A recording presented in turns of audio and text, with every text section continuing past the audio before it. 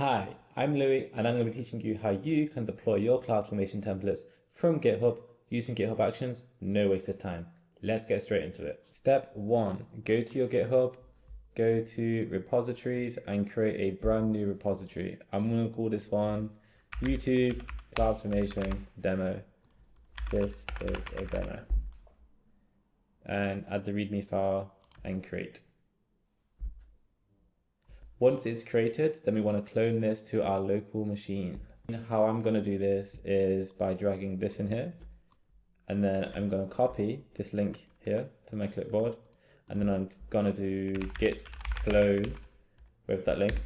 Should clone it locally. If I type ls, I can see YouTube CF demo, and if I do code, which opens VS Code, yt-cf-demo, I can see that this now opens, which is great. We have the README. So let's move on to step 3.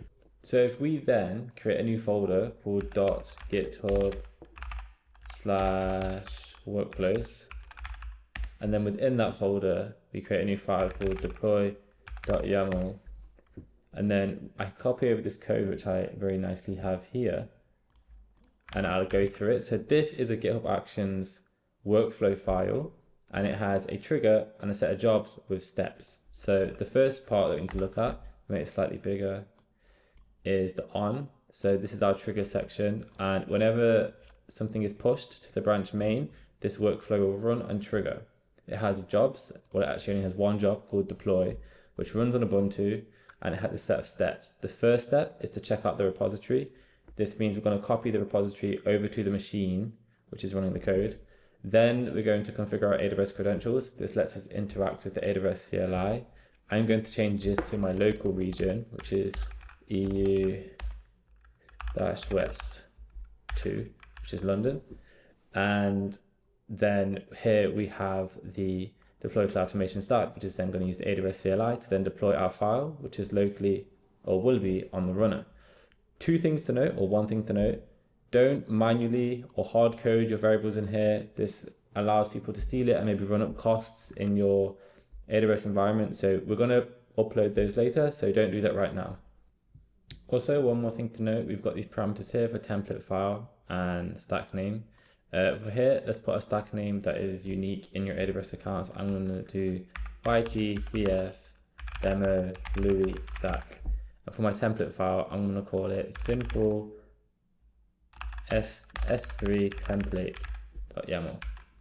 So let's go on to now step 4, I believe, which is creating the CloudFormation template. So to make the template, we just go here in the root of the directory and we call it whatever we defined here as. So I can just copy this actually. So Control C, new file, Command V. So now we've got a file called simple s3 template.yaml.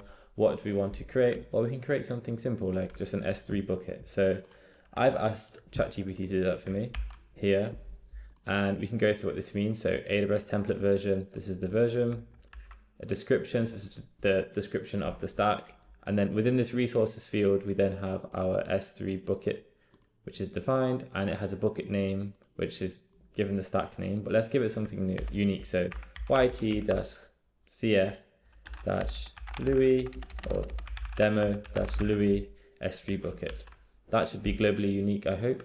And yes, let's move on to step 5. So like I mentioned earlier, before we actually move on to actually pushing any of the code, the first thing that we're going to want to do is actually create a role so GitHub can push with the set of keys to actually create the template and deploy it. So in order to do that, we have to follow these steps. Go to IAM, and then once you're in the IAM dashboard, go to users and then create a brand new user. So here I'm going to create a new user called yp-cf-demo, and then we go next. And then for now, I'm just going to create a new policy, which is admin access, just for now. But in the future, you should restrict it to only what you want it to do. But for now, I'm giving access to everything for demo purposes. I'm going to click next. I'm going to create the user. And then for ytcf-demo, if we click on ytcf-demo, go security credentials, scroll down to access keys, we can then create a set of access keys.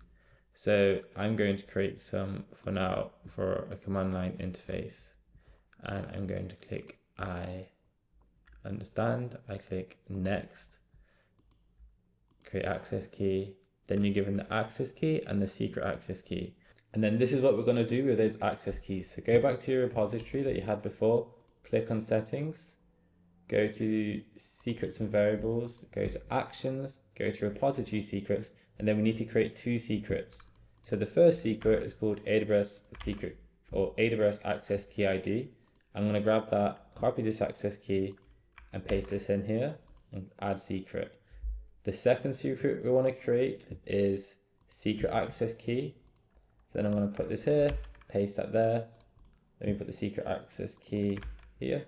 So it's called AWS underscore secret underscore access underscore key with the secret.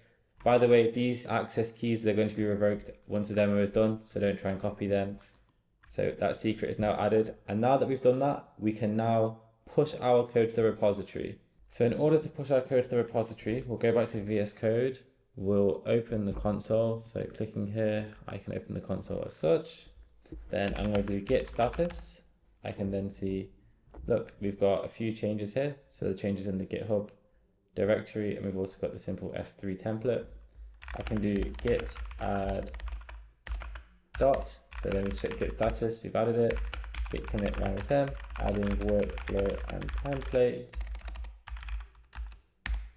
And then we can do git push, origin main. Should be all good. And then we can go all the way back to our GitHub repository and we should see the new files in there. And then if we look over to actions, we can now see a workflow running. This is a really good sign. And then if we look within here, we can see it's now deploying.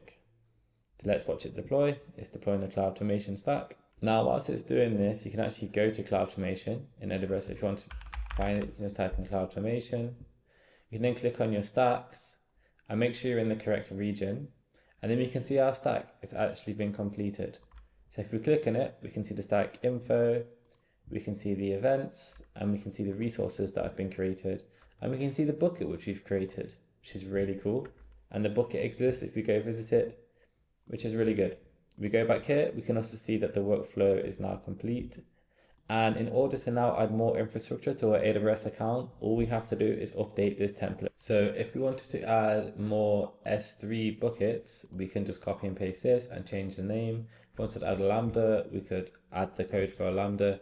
And you might be like, oh my God, how do I do that without, knowing CloudFormation?